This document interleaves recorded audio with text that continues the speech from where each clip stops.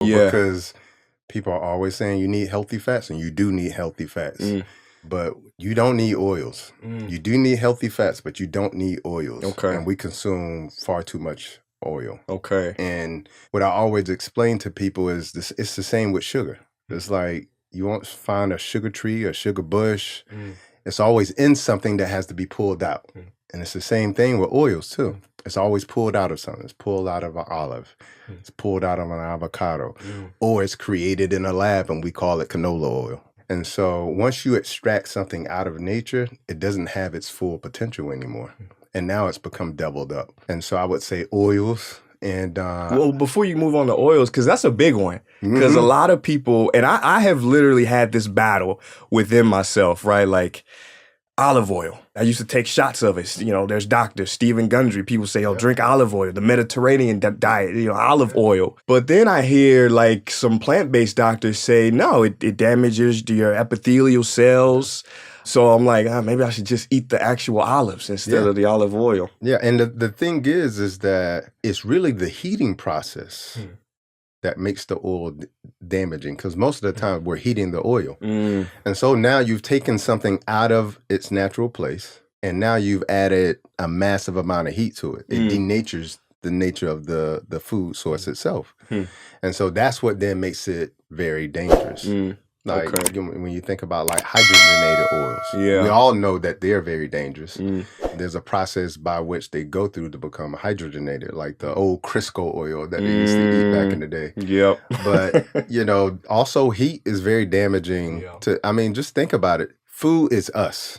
Like it becomes us. That's why they say you are what you eat. Well, if we were to put ourselves on fire, it would denature, what we are. And so when you put oil on fire in that way and you overcook your food, it becomes something that has gone from something that is healing to now something that could be potentially damaging to you. And it does damage the endothelial layer, that inner layer inside of your blood vessels. And we have over 16,000 miles of blood vessels. And say it again? 16,000 miles of blood vessels in our bodies. Wow. That's the length that our bodies is like recirculating and circulating blood just to get nutrients and our immune system every place in our bodies. And so when you start to damage those highways, then some of these highways get blocked. Some of these highways get, bumpy, it starts to cause issues. So So I want to get into how can we clean the highways. But so that's, I'll say oils is number one that we should not be consuming. What's number two? Number two is flour, white flour. We eat about 135 pounds of white flour every year. Wow. The unfortunate thing about white flour is that it's been processed, it's been refined. And so when it goes into the body in whatever form, whether it's cookies, cakes, pies, pastas, etc., when it goes into the body, it raises the blood sugar, which causes the insulin levels to raise, which is now triggering eventually insulin resistance. And insulin resistance is really the issue when it comes to not only things like high blood pressure and diabetes and heart disease, but it's also the issue when it comes to cancer as well too. And so a lot of times what people are trying to address are the symptoms, but the real cause is the insulin resistance, because insulin is a hormone. And so hormones tell our bodies what to do. And one of the things that insulin tells our body to do is store fat. So now you're going to be overweight, and you look at the American population, 75% of the American population is either overweight or obese. Okay. Wow. The other thing that it tells the body to do is grow. Okay. And that's a good thing if you want to build muscle, but it's a bad thing if you potentially have a small piece of cancer in you. And so it tells cancer cells to grow too. So that's the main issue that I'm seeing is with the flour. We're eating far too much flour today. Okay, so that's number two. All right, so go back a little. So now I want to change my question a bit. So we named the food that we don't want. Can we give an alternative as well? So the olive oil, what would you say an alternative, healthy? Eat the food from which it came from. Okay. It's always, what you're going to always do is reverse engineer.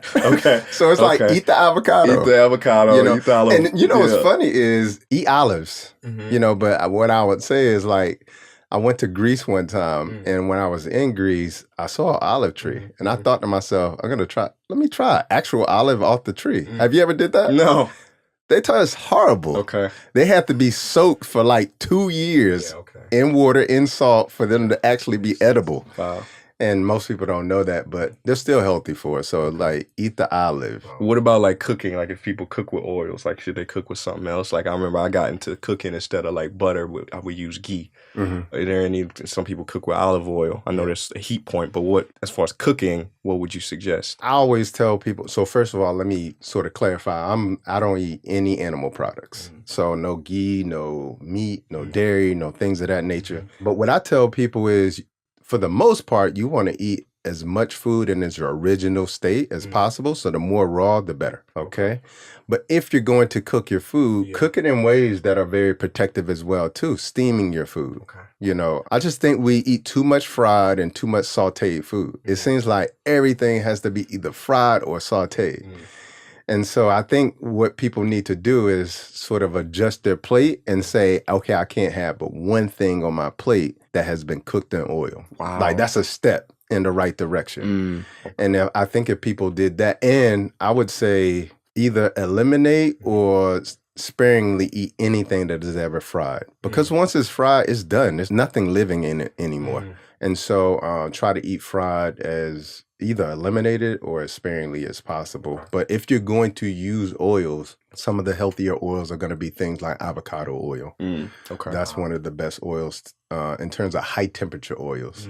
And then oils that you should use, like if you're going to use salads, are things like coconut oil or olive oil. Okay. But probably not. But probably don't. But if you do, this is what that's how you do it. Like do it because you have high temperature oils that can actually live through those high temperatures, and then you have low temperature oils like coconut oil. You'll notice when you cook coconut oil, it starts to brown. Whenever the oil is browning, it's showing you that it's denatured. It's no longer healthy for you.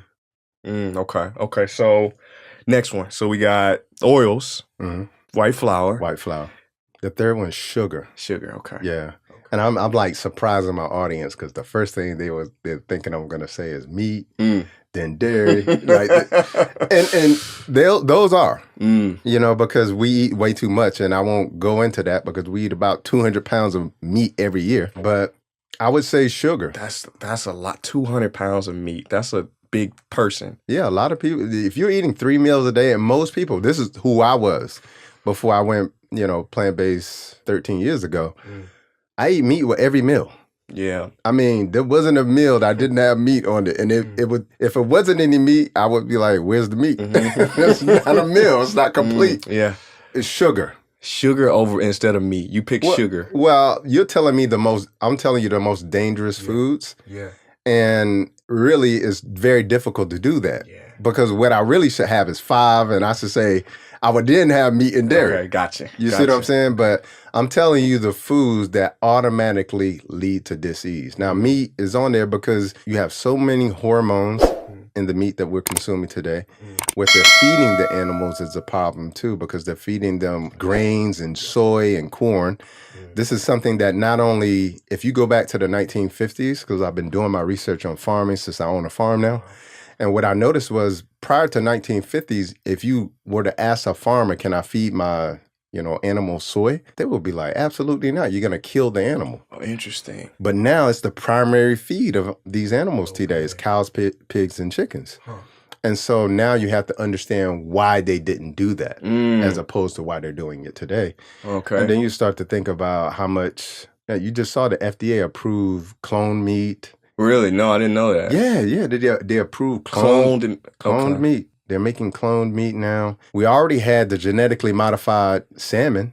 Yeah. You already had that in store. So I saw a video. You said like the GMO salmon were eating the actual salmon, like the non-GMO. They turned into predators. They somehow ended up in the same pool. Yeah. And the genetically modified salmon started eating the natural salmon. Which is an unnatural action for us. Wow. Yeah, so, it's on the list, but you only gave me 3. I only gave you 3, yeah. And when I start to look at how people are dying and then how people are creating disease in their bodies, it's because of the initial metabolic imbalance that they're creating. And much of that metabolic imbalance is coming from those 3 things, and then also the meat and the dairy as well, too.